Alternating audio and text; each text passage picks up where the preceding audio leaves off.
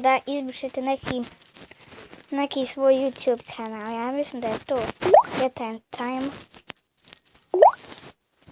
Pošto je u mene malo vamo vidite sve na drugom jeziku, pa se baš ne razumijem.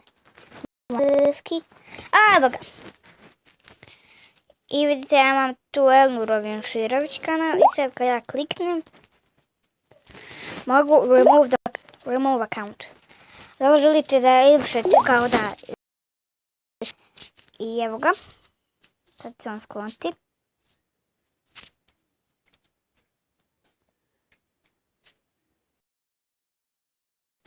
Eto ga.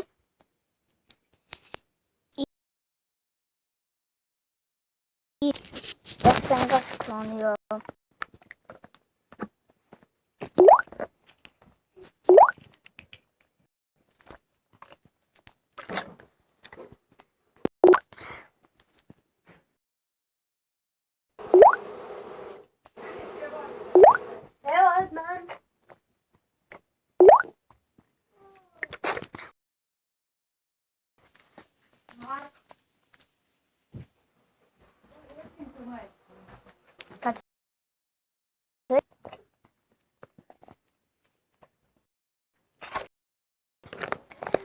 Samo dok ne to čita.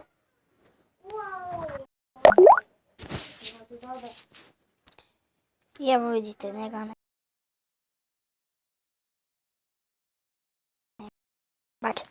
Komentare ko ćete još pravimo i share.